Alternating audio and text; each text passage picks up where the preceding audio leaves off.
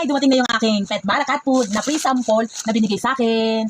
At actually, this is my second time na in-approve na naman nila ako. I'm so happy for that. Legit yan, no? O, open up natin, ha. Thank you, pet Mara. Maniguradong bago na naman katitikman ng mga pusa ko to. Alang, ha. O, diba?